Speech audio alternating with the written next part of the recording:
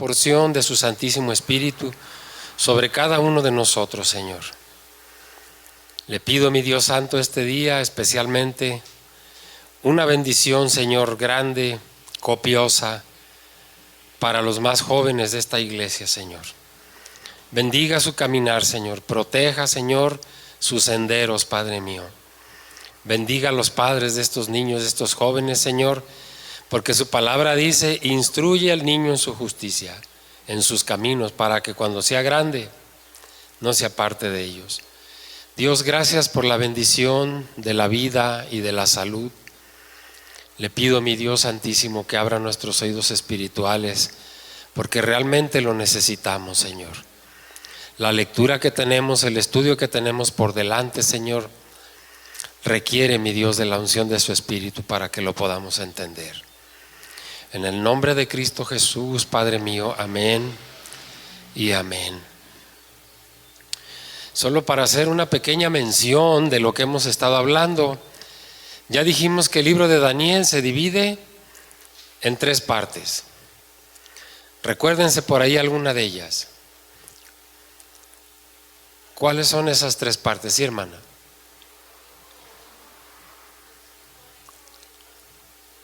Es la introducción, ¿verdad? Ajá, ¿en qué idioma fue escrito esa parte? En arameo, ¿por qué? Porque era la lengua gentil, ¿verdad? Y excelente, muy bien, excelente. Bien, pues estuvimos hablando acerca de ese rey soberbio Nabucodonosor, ¿verdad?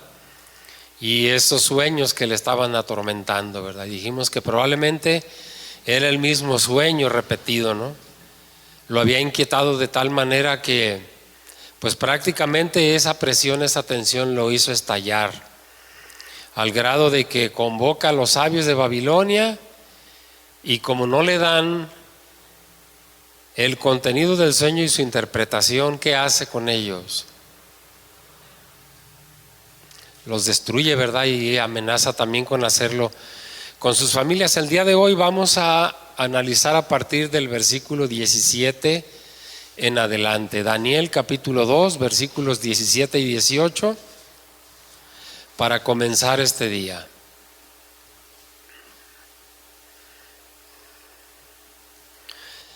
Muy bien, Daniel capítulo 2, versículos 17 y 18 dicen lo siguiente: Luego fue Daniel a su casa e hizo saber lo que había a Ananías, Misael y Azarías, sus compañeros, para que pidiesen misericordias al Dios del cielo sobre este misterio, a fin de que Daniel y sus compañeros no pereciesen con los otros sabios de Babilonia. Una vez que Nabucodonosor consintió en dar tiempo a Daniel, de inmediato fue a reunirse con sus compañeros y les informó lo que había sucedido en la corte del rey. Aquí tenemos un hermoso ejemplo de la unidad espiritual que existía entre esos 4 jóvenes. Daniel hizo saber lo ocurrido a sus amigos. Dice el verso que para que pidiesen misericordias, las misericordias del Dios del cielo sobre este misterio. Hace ya tiempo hablamos acerca de eso, de lo que es un misterio. Lo que es un misterio no tiene nada que ver con lo misterioso. Un misterio es algo que está oculto, pero tiene la característica de que solamente Dios lo puede revelar. Esa palabra misericordias tiene un significado parecido a la frase buena voluntad que vimos ya en Daniel 1:9. Dicha expresión literalmente significa entrañas. Se usa metafóricamente para expresar compasión, favor, amor. Les voy a dar una cita, no la busquen, anótenla nada más. Nehemías 9:28. dice lo siguiente: pero una vez que tenían paz, volvían a hacer lo malo delante de ti, por lo cual los abandonaste en manos de sus enemigos que los dominaron. Pero volvían y clamaban otra vez a ti, y tú desde los cielos los oías, y según tus misericordias muchas veces los libraste. Según tus misericordias, según tu favor, según tu amor, según tu compasión. ¿Qué es lo que significa eso? Y aquí quiero que noten algo que vamos a ver enseguida. Esa parte de Nehemías 9:28 dice: y tú desde los cielos. Está hablando en plural. Ahorita vamos a analizar algo de eso, a ver qué se nos revela. La frase Dios del cielo estrictamente significa Dios de los cielos. Dicha designación de Dios aparece con mucha frecuencia en tiempos del exilio babilónico. Anoten la cita, Esdras 1:2, dice: así ha dicho Ciro, rey de Persia, Jehová, el Dios de los cielos. Otra vez, ahí está en plural. Me ha dado todos los reinos de la tierra y me ha mandado que le edifique casa en Jerusalén, que está en Judá. Anoten otra cita, que es Nehemías 1:5. Y dice: y dije, te ruego, oh Jehová, Dios de los cielos, fuerte, grande y temible, que guarda el pacto y la misericordia a los que le aman y guardan sus mandamientos. ¿Por qué será esa expresión Dios de los cielos? Equivalente a Dios del cielo también. Pero frecuentemente, sobre todo en el Antiguo Testamento, vamos a leer esa expresión, Dios de los cielos. ¿Cuántos cielos hay? ¿Uno? ¿Cuántos? 3 cielos. Acompáñenme a la segunda carta a los Corintios, capítulo 12, versículo 2. Acuérdense que las Santas Escrituras son específicas. Nosotros a veces no lo podemos entender. A veces por falta de una guía, a veces por falta de la unción del Espíritu y por otra serie de cosas. Segunda a los Corintios 12:2. Y sabemos quién estaba hablando aquí. Conozco a un hombre en Cristo que hace 14 años, si en el cuerpo, no lo sé. Si fuera del cuerpo, no lo sé, Dios lo sabe. Fue arrebatado hasta el tercer cielo. ¿Se fijan lo específico de la Escritura cuando dice Dios de los cielos? Es el soberano de todo. La Biblia, mis hermanos, también ya lo habíamos hablado, es un libro inerrante. ¿Qué significa esto? La Biblia no contiene errores. Es un libro perfecto. ¿Por qué es perfecto? Porque Dios es perfecto. Y Dios nos habla a través de su Escritura. Y también en alguna ocasión mencionamos que la Biblia es un libro autoritativo. ¿Qué significa eso? Autoritativo significa que tiene autoridad propia. Las Santas Escrituras no necesitan de otros libros que corroboren lo que dice. Las Santas Escrituras tienen una autoridad propia. ¿Por qué? Porque es una autoridad que proviene de lo alto. Un famoso teólogo dice que el Dios que está por encima de los cielos, es decir, por encima del sol, de la luna, de las estrellas, a las cuales los babilonios adoraban, eran politeístas. ¿Verdad? La expresión Dios del cielo sugiere la soberanía de Dios. El Dios del cielo lo es también de la tierra y de todo el universo. Esa palabra que decíamos hace un momento, misterio, del versículo 18, es la misma palabra que se utiliza en el 19 que habla acerca de secreto. Estamos hablando del capítulo 1, ahorita estamos en el 2. La referencia, por supuesto, es al sueño del rey y a la interpretación del mismo. Vamos a continuar con el versículo 19.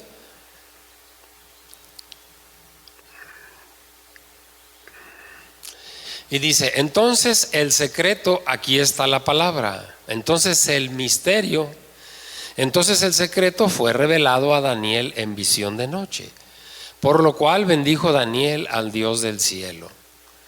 Acuérdense que acabamos de mencionar que un misterio solamente puede ser dado a conocer por una revelación de Dios.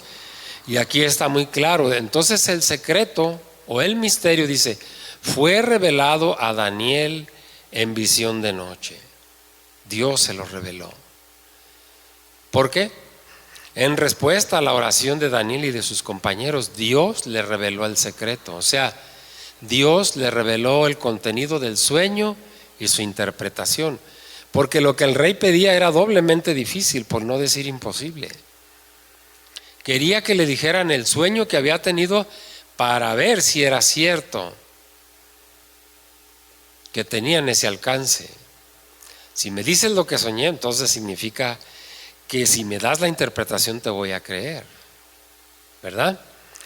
La palabra visión no significa sueño, sino una manifestación sobrenatural de Dios por la que da a conocer el secreto a Daniel mientras estaba despierto. Eso es una visión. Lo otro es un sueño, ¿verdad? La reacción de Daniel, como hombre de Dios que era, fue bendecir al Dios del cielo. Y esa es la reacción que nosotros debemos tener, y esa es nuestra responsabilidad, darle gracias al Dios del cielo. Esa palabra bendijo en el original significa arrodillarse, adorar de rodillas. La expresión de gratitud por parte de Daniel se mostró en un acto de adoración a Dios. Como hombres de fe, Daniel y sus compañeros reaccionaron positivamente al ver que habían sido hechos receptores de la misericordia de Dios. Ya dijimos, ¿cómo podemos traducir misericordia? Favor, amor, por el amor de Dios, por el favor de Dios. Vamos a leer ahora los versículos 20 al 23. Daniel capítulo 2, versículos 20 al 23. Y Daniel habló y dijo, sea bendito el nombre de Dios de siglos en siglos, porque suyos son el poder y la sabiduría. Él muda los tiempos y las edades, quita reyes y pone reyes, da la sabiduría a los sabios y la ciencia a los entendidos. Él revela lo profundo y lo escondido, conoce lo que está en tinieblas, y con él mora la luz. A ti, oh Dios de mis padres, te doy gracias y te alabo, porque me has dado sabiduría y fuerza, y ahora me has revelado lo que te pedimos, pues nos has dado a conocer el asunto del rey. Nos has revelado. Estos versículos que acabamos de leer, mis hermanos, del 20 al 23, son considerados entre los escritores como un salmo de Daniel. Hace algún tiempo vimos también una palabra que es la palabra doxología. Esa palabra doxología es una palabra que se usa para escribir, para leer, para cantar himnos específicos que se utilizan para alabar a Dios, en especial la Trinidad. Ese canto, eso que aparece en el libro del Apocalipsis cuando dice santo, santo, santo, esa es una doxología. Es algo conocido también como un trisagio porque se repite 3 veces la palabra santo. Y ese repetir 3 veces de la palabra santo no es otra cosa sino la alusión a la Santísima Trinidad. Padre, Hijo y Espíritu Santo. Eso significa santo, santo, santo. Primeramente Daniel alaba el nombre de Dios. Y el nombre de Dios representa la misma persona de Dios. Miren, por eso digo que cuando leemos, solamente por leer hay cosas que no captamos. En estos versículos que acabamos de leer, hay 6 razones por cuánto debemos alabar el nombre de Dios. Número 1, dice, porque suyos son el poder y la sabiduría. La palabra poder tiene que ver con la capacidad de ejecutar una decisión, una posición, mientras que la palabra sabiduría concierne al conocimiento o a la capacidad para tomar la decisión correcta. Número 2, dice Daniel, Él muda los tiempos y las edades. Esta expresión enfatiza el control que Dios tiene sobre todo el universo. Mucho se ha discutido. Los testigos de Jehová dicen que Dios no tiene el control de todas las cosas. Y yo digo, bueno, pues si Él no tiene el control de todas las cosas, entonces no es Dios. Número 3, dice también el profeta, dice, quita reyes y pone reyes. Dios controla también los sucesos históricos, hermanos. El hombre cree que Él controla los hechos políticos de las naciones, pero es Dios quien en realidad lo hace. Él quita y Él pone. Número 4, dice, da la sabiduría a los sabios y la ciencia a los entendidos. Todo lo que el hombre posee le ha sido dado por Dios. El hombre no podría poseer nada si no se lo diera Dios. Daniel podía testificar que el conocimiento y la ciencia que le capacitaban para conocer el contenido y la interpretación del sueño de Nabucodonosor procedían de Dios. Por eso dice, da la sabiduría a los sabios y la ciencia a los entendidos. ¿Quiénes son esos entendidos? Son los obedientes. Son los que guardan la palabra de Dios. Ese es un entendido. Ese es un sabio. Acuérdense que el proverbio dice, Proverbios 1:8 dice, el principio de la sabiduría es el temor a Jehová. Número 5 dice, Él revela lo profundo y lo escondido. Aquello que ningún ser humano o ángel es capaz de conocer, Dios lo sabe y lo puede revelar a quien Él quiere. Y número 6 dice, conoce todo lo que está en tinieblas y con Él mora la luz. Las tinieblas no pueden esconder a Dios. En Dios no hay tinieblas de ninguna clase. Simplemente Juan lo dice, ¿verdad? Dios es luz y no hay ningunas tinieblas en Él. Y también Santiago menciona que en Él no hay mudanza ni sombra de variación. Observen que la alabanza de Daniel se centra en un claro reconocimiento de la soberanía de Dios. Eso es verdaderamente alabar el nombre de Dios. Reconocer su soberanía. Y reconocer, como decía el pastor Roberto, se llama el pastor que, como decía el pastor Roberto, ¿no? Yo soy la vid y vosotros los pámpanos. Y sin mí, nada podéis hacer. Tenemos que reconocer la soberanía de Dios. Y tenemos que reconocer que sin Él no somos nada. ¿A quién iremos si solamente tú tienes palabras de vida? Decían los apóstoles, ¿verdad? Habiendo recibido respuesta a sus oraciones, Daniel le da gracias a Dios y alaba su nombre, alaba al Señor y le llama Dios de mis padres. Una frase que tiene un profundo significado, con la que Daniel identifica a los patriarcas de la nación judía: Abraham, Isaac, Jacob, David, etc. De esta manera enfática, Daniel da gracias a Dios, reconociendo que ha sido Él únicamente quien le ha revelado el secreto del sueño. Vamos a ver el versículo 24. Después de esto, Daniel fue a Arioc, al cual el rey había puesto para matar a los sabios de Babilonia, y le dijo así: no mates a los sabios de Babilonia, llévame a la presencia del rey y yo le mostraré la interpretación.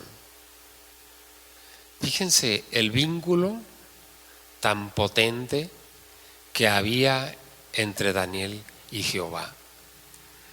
¿Qué le costaba simplemente a Daniel decirle a Arioc: llévame a la presencia del rey? Pero lejos de hacer eso le dice: no mates a los sabios, llévame a la presencia del rey. A pesar de que Daniel no estaba de acuerdo con esos sabios encantadores, magos, astrólogos, adivinos, hechiceros, no estaba de acuerdo, a pesar de eso, él aboga por sus vidas. Ese es el verdadero amor desinteresado. Dejarle el justo juicio a Dios y no al hombre. Con la seguridad del conocimiento recibido de parte de Dios, Daniel se entrevista entonces con Arioc y le solicita que no mate a los sabios de Babilonia. Evidentemente Daniel observa todas las normas protocolares en aquellos tiempos al ir primeramente a Arioc y después solicitar por medio de él ser llevado a la presencia del rey. Ahora vamos a ver de los versículos 25 al 35, vamos a ir por partes, vamos a leer el 25, pero en esos versículos 25 al 35 Daniel hace saber al rey el contenido del sueño. Los tensos y dramáticos momentos vividos a principio de la narración del capítulo 2 ahora son sustituidos por una calma que la mente no podría explicar por sí sola. Dios ha intervenido de manera decisiva y gloriosa. Versículo 25. Entonces Arioc llevó prontamente a Daniel ante el rey y le dijo así: he hallado un varón de los deportados de Judá, el cual dará al rey la interpretación. Arioc respondió con prontitud a la petición de Daniel. Sin embargo, se acredita a sí mismo al afirmar: he hallado un varón de los deportados de Judá. Daniel ya había estado en la presencia del rey, ¿se acuerdan? Ya le había pedido que le diera un tiempo. Pero sin embargo, este soldado, Arioc, decide echar agua a su molino, como dice, ¿no? He hallado un varón, dice. En realidad, pues Arioc no había encontrado a Daniel, sino que se había ofrecido para el trabajo. Daniel es identificado como de los deportados de Judá. Esto haría que Nabucodonosor reconociese como perteneciente al grupo de jóvenes que se había entrenado por un periodo de 3 años. La ansiedad de Nabucodonosor se manifiesta inmediatamente en la pregunta del versículo 26. ¿Podrás tú hacerme conocer el sueño que vi y su interpretación? Una vez más el rey sigue interesado en saber el contenido del sueño y su interpretación. Ninguna otra cosa iba a dejar satisfecho al soberbio rey. La misma demanda hecha anteriormente a los caldeos es hecha a Daniel. Vamos a leer los versículos 27 y 28. Daniel respondió delante del rey diciendo: el misterio que el rey demanda ni sabios, ni astrólogos, ni magos, ni adivinos lo pueden revelar al rey. Pero hay un Dios en los cielos, el cual revela los misterios, y él ha hecho saber al rey Nabucodonosor lo que ha de acontecer en los postreros días. He aquí tu sueño y las visiones que has tenido en tu cama. Una vez más, la sobriedad con la que habla Daniel y la madurez de carácter que muestra saltan a la vista.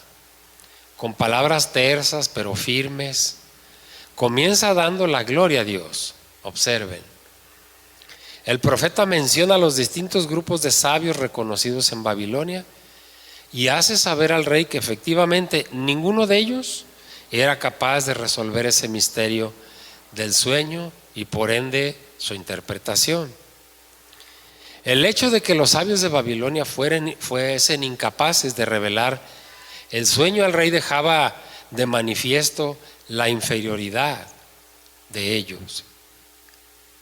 Daniel enfatiza que el Dios del cielo es quien ha hecho saber o quien va a hacer saber a Nabucodonosor lo que va a acontecer en los postreros días. Esto implica que el Dios de Daniel es vastamente superior a todo el panteón de dioses que tenían los babilonios, y que Jehová es el Dios que es capaz de revelar los secretos. De gran interés en el estudio es la frase "lo que ha de acontecer en los postreros días". Esta tiene referencia primaria con ese periodo que comenzará a tener su curso con la aparición de Dios en la tierra, esto es, los días del Mesías. Aunque es verdad que el contenido completo del sueño no cae dentro de la era mesiánica, sin embargo, el punto principal, el establecimiento del reino del Mesías, sí cae dentro de esta revelación del sueño.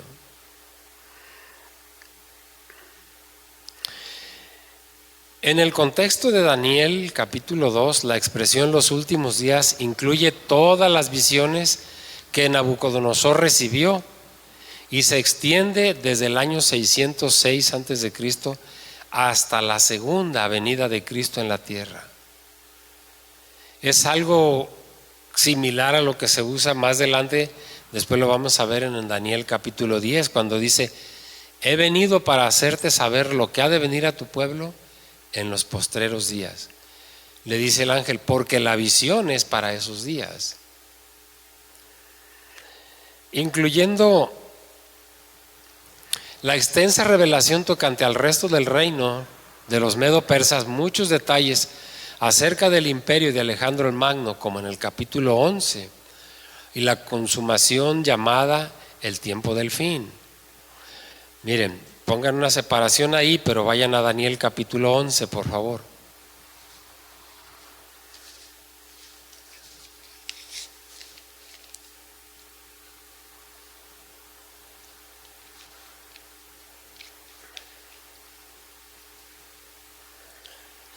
Daniel capítulo 11, voy a leer los versículos 36 al 45. Y el rey hará su voluntad, y se ensoberbecerá y se engrandecerá sobre todo Dios, con minúsculas, y contra el Dios, mayúsculas, de los dioses, hablará maravillas y prosperará hasta que sea consumada la ira, porque lo determinado se cumplirá. Del Dios de sus padres no hará caso, ni del amor de las mujeres, ni respetará a Dios alguno, porque sobre todo se engrandecerá. Mas honrará en su lugar al Dios de las fortalezas, Dios que sus padres no conocieron. Lo honrará con oro y plata, con piedras preciosas y con cosas de gran precio. Con un Dios ajeno se hará de las fortalezas más inexpugnables y colmará de honores a los que le reconozcan, y por el precio repartirá la tierra. Bueno, voy a leerles hasta ahí. Leemos esto, pero todavía no entendemos a qué se refiere. Cuando vayamos y nos adentremos a esas alturas del capítulo, nos vamos a dar cuenta a qué se refiere. Se refiere al anticristo. Ese es un personaje que lo vamos a conocer por medio de Daniel casi a la perfección. Estas profecías sirven para dar detalles adicionales que no están incluidos en la revelación dada a Nabucodonosor. Habiendo declarado el propósito general, entonces Daniel puede ahora descubrir lo que ha de ocurrir en los últimos días, es decir, la majestuosa procesión de los 4 grandes imperios y su destrucción, y la sustitución por el 5º imperio, que es el reino del cielo. Vamos a leer ahora los versículos 29 y 30. Daniel capítulo 2, versículos 29 y 30. Estando tú, oh rey, en tu cama, te vinieron pensamientos por saber lo que había de ser en lo porvenir. Y el que revela los misterios te mostró lo que ha de ser. Y a mí me ha sido revelado este misterio. No porque en mí haya más sabiduría que en todos los vivientes, sino para que se dé a conocer al Rey la interpretación y para que entiendas los pensamientos de tu corazón. Nabucodonosor había escalado la cima de la gloria en relativamente corto tiempo. El imperio neobabilónico contaba solamente 2 décadas cuando ocurrió la muerte de Nabopolassar en el 605 y el súbito acceso al trono de Nabucodonosor después de la muerte de su padre. Una familia que procedía de la baja nobleza de pronto se ve en una posición por encima de todos los caldeos. Todo esto ciertamente pesaba en la mente de Nabucodonosor cuando se puso a meditar en su lecho. La pregunta que evidentemente golpeaba su mente era: ¿cuál será mi futuro? O a lo mejor tal vez él pensaba: ¿hasta qué límite llegará mi grandeza?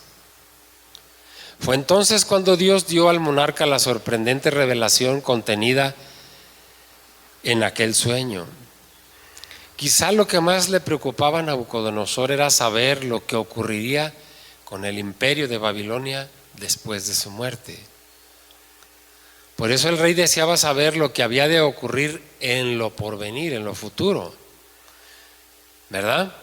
Sabía cómo había comenzado y cómo se estaba desarrollando, pero deseaba saber qué iba a ocurrir en el curso de los años y particularmente durante su reinado o incluso más allá. La expresión que el profeta utiliza aquí, el que revela los misterios, ya dijimos que es igual a secretos, el que revela los secretos, es una referencia a Dios, porque Él es el único que puede revelarlos. Solo el Dios eterno es quien conoce el fin desde el principio y es el autor de un plan perfecto que está ejecutando en este preciso momento. Solamente Dios tiene poder para revelar los secretos. No hay nada que se pueda esconder a su conocimiento. Y esto sugiere que Dios es el único capaz de hacer tal cosa. También debe notarse el acto providencial de Dios al usar un instrumento humano para realizar aquel propósito que fue Daniel. Daniel, como en otras ocasiones, reconoce que lo que va a hacer, o sea, lo que le va a decir al rey, que es el sueño y la interpretación, no es producto de su ingeniosidad, sino que es obra del Dios Todopoderoso. Versículo 31. Tú, oh rey, veías, y he aquí una gran imagen. Esta imagen, que era muy grande y cuya gloria era muy sublime, estaba en pie delante de ti y su aspecto era terrible.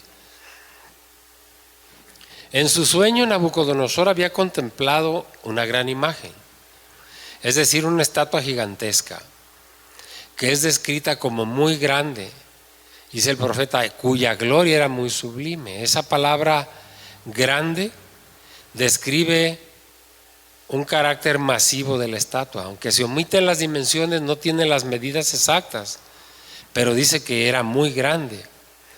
Además se menciona la gloria sublime de la estatua. Esa expresión literalmente significa el esplendor, el brillo, algo que era excelente, que era impresionante. Pero también dice que su aspecto era terrible. La palabra terrible procede de un verbo en hebreo que es el verbo deal, que significa tener miedo. Era una estatua que dice que su aspecto era terrible. ¿Qué sucedía? Era una estatua que imponía miedo, que daba miedo. De modo que Daniel describe la estatua como algo que al ser contemplado infundía no solamente temor, sino miedo. Su apariencia era tan colosal que infundía miedo al que la miraba. Versículos 32 y 33.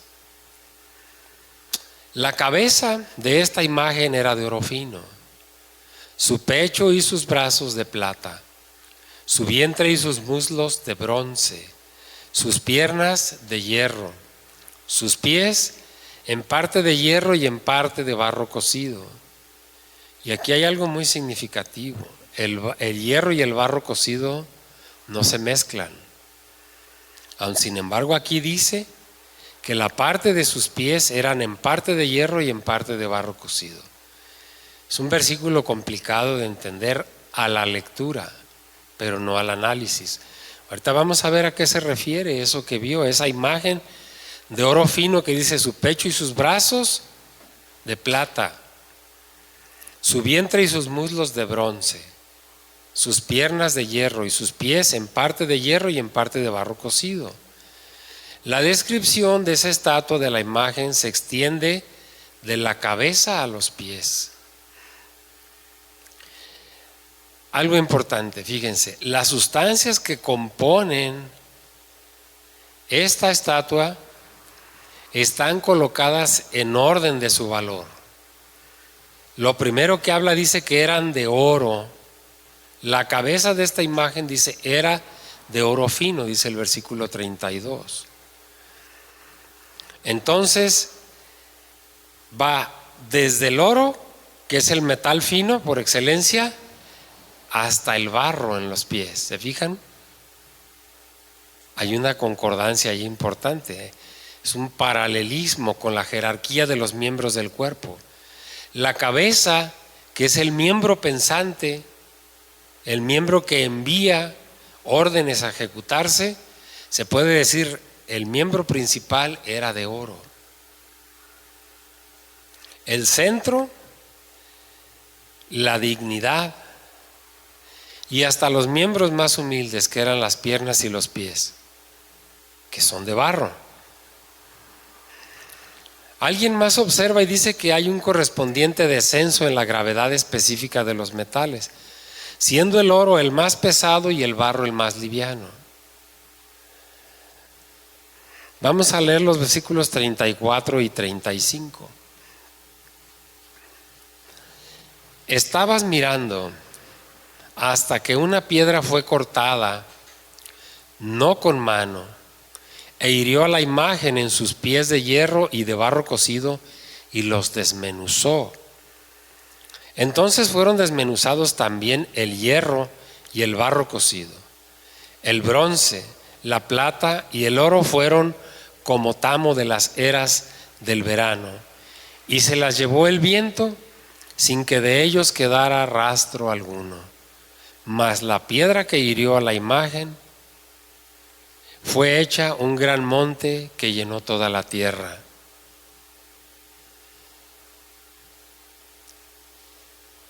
Dice el versículo que se fijan cómo va hablando parte por parte acerca de los metales. Dice, fueron desmenuzados también el hierro, el barro cocido, el bronce, la plata y el oro. Va de abajo hacia arriba. Y dice que fueron como tamo de las eras del verano. ¿Qué significa eso, esa palabra tamo? Si alguien ha visto nevar, esos copitos de nieve que van cayendo, esos son los tamos. Y cuando está nevando y está haciendo aire, los tamos se los lleva el aire. Por eso dice que como tamo de las eras del verano. Y se las llevó el viento sin que de ellos quedara rastro alguno. Mas la piedra que hirió a la imagen fue hecha un gran monte que llenó toda la tierra. Imagínense aquella figura y llega una piedra con tal fuerza que la destruye. Totalmente se desmenuza la imagen, se la lleva al polvo, pero la piedra que destruyó aquello permanece. Pero muy importante, al principio del versículo 34 dice, hasta que una piedra fue cortada no con mano. ¿Qué significa eso? No fue un hombre, por eso dice no con mano. No fue cortada no con mano. En su sueño Nabucodonosor vio caer una piedra cortada no con mano, es decir, la piedra fue cortada de modo sobrenatural e hirió y golpeó a la estatua en los pies, provocando así la desintegración de aquella colosal imagen. La palabra traducida desmenuzó significa triturar, golpear hasta quebrarlo, hasta hacerlo añicos, hasta hacerlo hecho pedazos. El cuadro que se presenta es ilustrado por la costumbre judía de trillar granos, lanzándolos al aire para que el viento hiciese volar la paja. ¿Sí ven esa imagen? Está el viento y ellos limpian, inclusive todavía lo vemos eso. Nosotros lo hacemos, inclusive a veces cuando estamos limpiando frijol o algo y le soplamos, ¿verdad? Para que el aire se lleve las hojitas, la basurita, aquello, ¿no?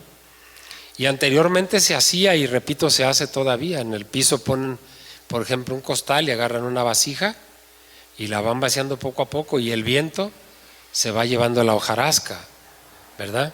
Entonces así fue que el viento hizo desaparecer los metales que fueron triturados por la piedra. Y la fuerza con la que golpeó aquella estatua era una fuerza sobrenatural. Hasta el momento de la caída de la piedra, la estatua ocupaba el centro de interés. Ahora ya no es la estatua, ahora es la piedra la que ocupa el centro de interés. Era lo que quedaba, ¿verdad? Y muy importante, dice que de la piedra fue hecha un gran monte que llenaba toda la tierra. No queda el más leve rastro de las sustancias que componían aquella orgullosa creación, mientras que la piedra se expande en un monte que llena toda la tierra. Ahora vamos a ver cuál es la interpretación de eso. Daniel le comunica a Nabucodonosor la interpretación del sueño.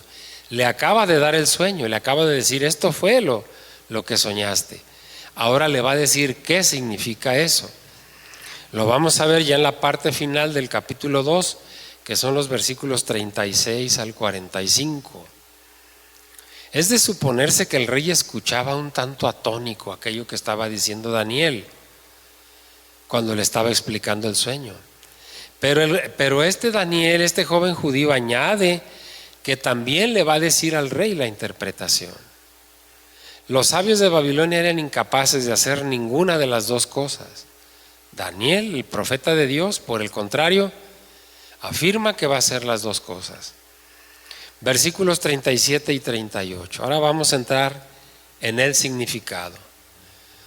Tú, oh rey, eres rey de reyes, porque el Dios del cielo te ha dado reino, poder, fuerza y majestad.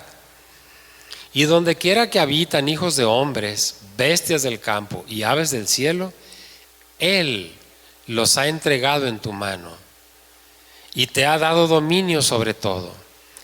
Tú eres aquella cabeza de oro. Imagínense el miedo, el pánico que le entró a Nabucodonosor cuando el profeta le dice, tú eres aquella cabeza de oro. ¿Qué diría el rey? ¿Cuál? ¿Dónde está? Estaba y era majestuosa, pero ¿dónde está ahora? Ya no queda nada. Imagínense el pánico, el terror que le entró, tan solo al imaginarse lo que venía sobre él. Qué importante estos versículos en donde Daniel le dice, tú eres rey de reyes, porque el Dios del cielo te ha dado reino.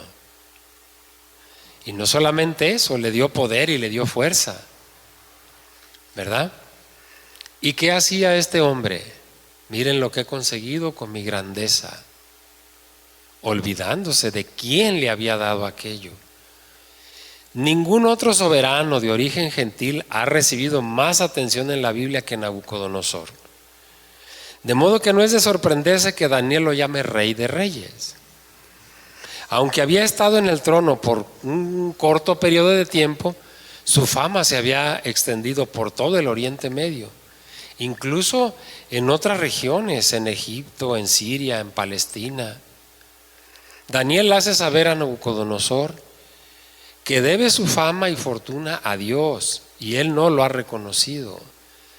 que debe su fama y su bonanza al Dios del cielo, porque ha sido Él quien le ha dado poder, fuerza, quien lo ha hecho rey de reyes. A causa de su origen social, no se esperaba que un hombre como Nabucodonosor llegase a una posición tan prominente. ¿Por qué digo esto? Ya lo habíamos hablado cuando vimos la introducción. ¿De dónde procedía esta familia? No eran hijos de reyes, no eran príncipes, no eran hijos de la nobleza. Nabopolassar y su hijo y sus descendientes fueron oportunistas, grandes guerreros que se hicieron de ese poder, pero no porque haya descendido sobre ellos de forma hereditaria el reino como se heredaba, ¿verdad? Todo lo que este monarca tenía, por lo tanto, procedía de la mano providencial de Dios. El alcance del poder de Nabucodonosor queda de manifiesto en el hecho de que su control abarca todo el mundo conocido en aquellos tiempos. Hubiese sido un acto muy temerario haber resistido su voluntad. Su palabra era ley y sus deseos eran cumplidos sin dilación, sin vacilación. Él aquí es identificado como la cabeza de oro de la estatua. No obstante, hay una referencia al imperio, solo que este es visto en la persona del emperador. Nabucodonosor era el rey de Babilonia, era su reino. Versículo 39. Y después de ti se levantará otro reino inferior al tuyo, y luego un tercer reino de bronce, el cual dominará sobre toda la tierra. Daniel le da una breve consideración a los reinos segundo y tercero en esta ocasión, ya que estos son considerados más extensamente en los capítulos 7 hacia adelante. El segundo reino no puede ser otro que el Medo-Persa. Como se sabe históricamente, sucedió al imperio de Babilonia, al imperio babilónico, ¿verdad?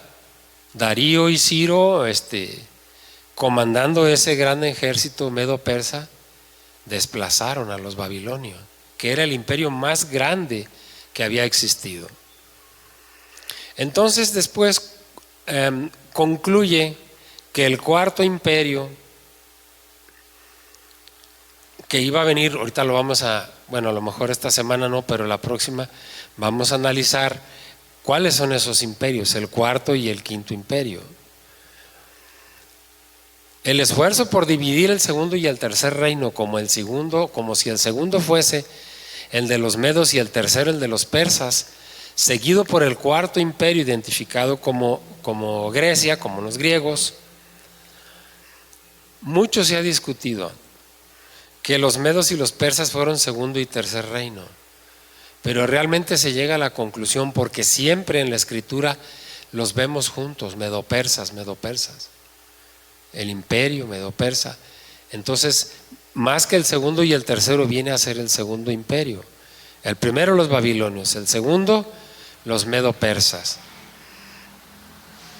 Tanto la evidencia bíblica como la histórica confirman que el pecho y los brazos de plata simbolizan el imperio medo-persa, que en el año 539 reemplazó al imperio babilónico. Vayan a Daniel capítulo 5 versículo 28, por favor.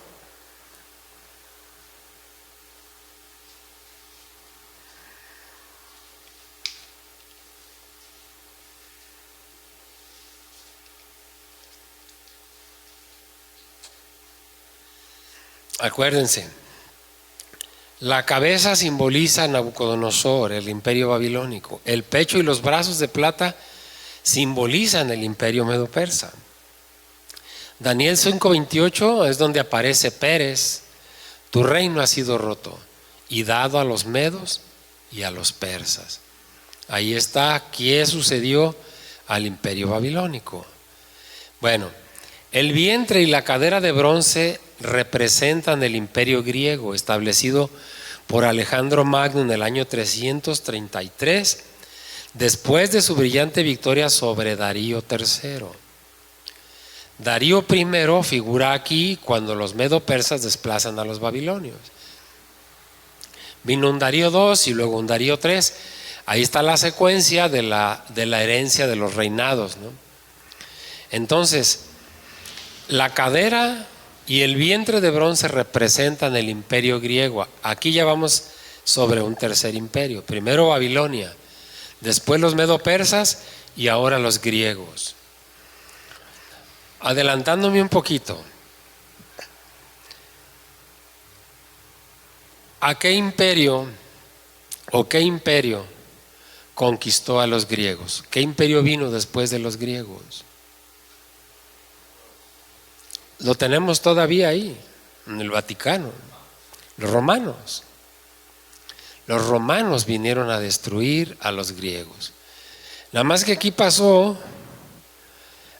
algo muy curioso. Cuando los romanos conquistan a los griegos, la historia dice que pareciera como si los griegos hubieran conquistado a los romanos. ¿Por qué? Porque los griegos eran un imperio tan culto, tan poderoso, que helenizaron a los romanos. Los griegos metieron su cultura en los romanos y les heredaron los dioses que tenían los griegos a los romanos, solamente que los romanos les cambiaron el nombre a muchos de ellos. Tenía una influencia poderosísima el imperio griego. Vamos a ver el versículo 40.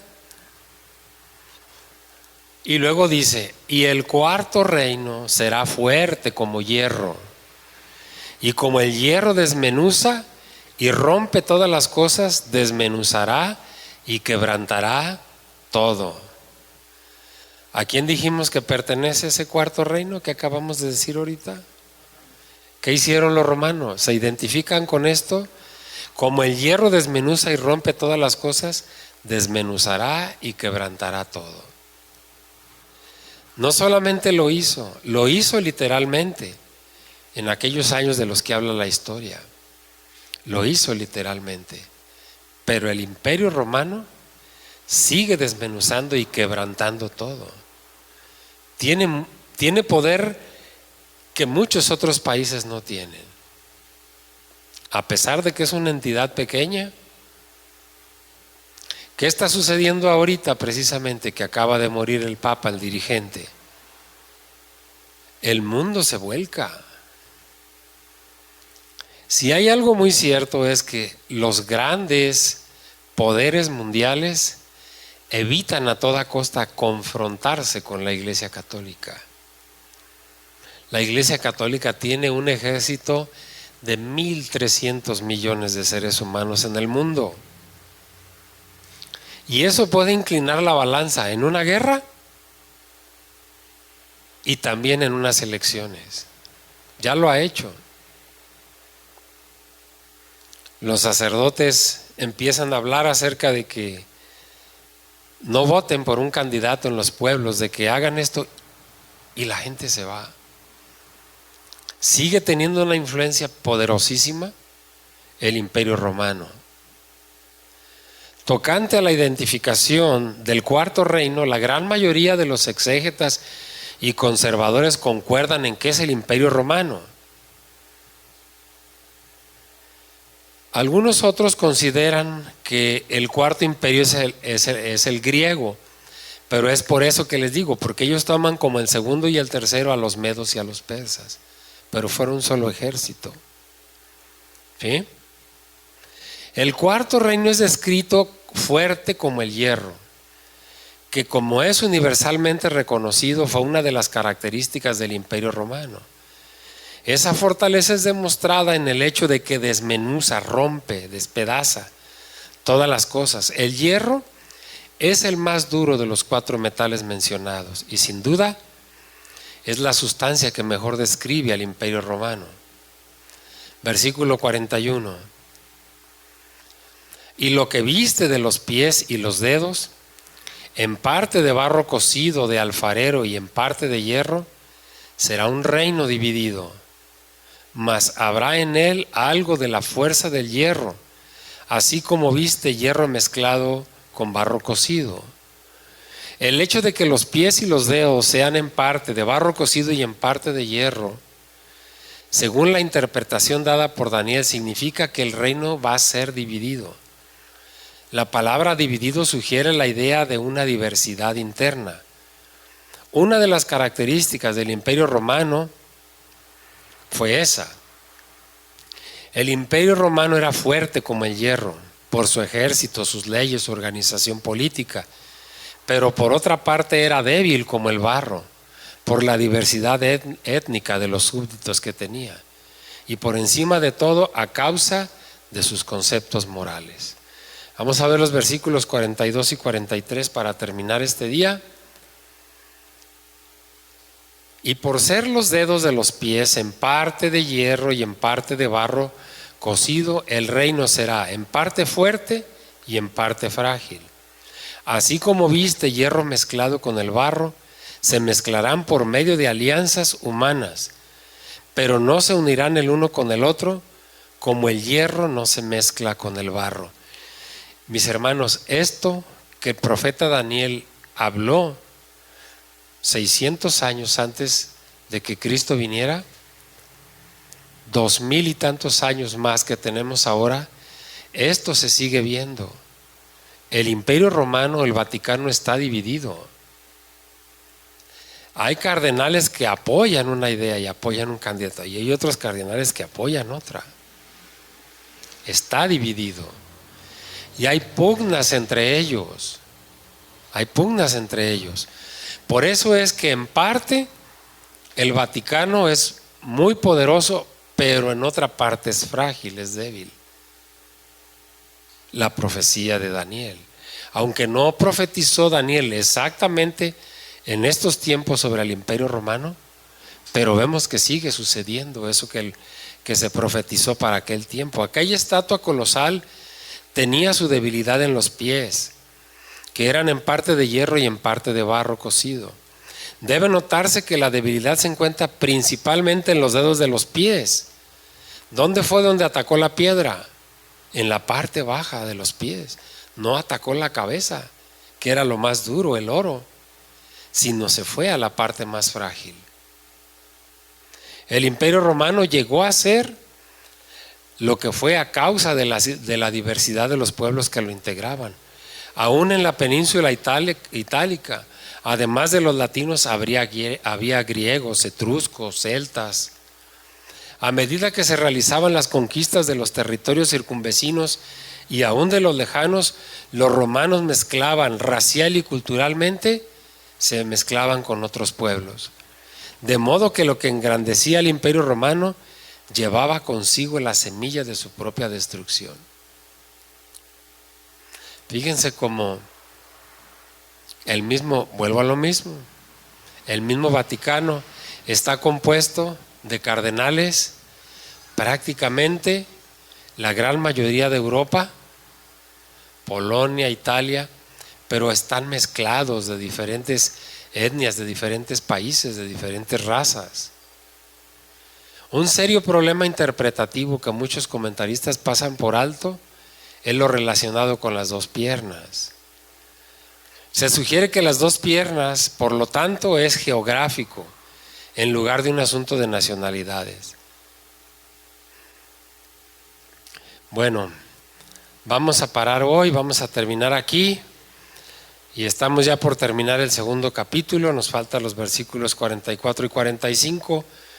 Solamente quiero decirles, fíjense cómo el día de hoy aprendimos cuál es el significado de la estatua.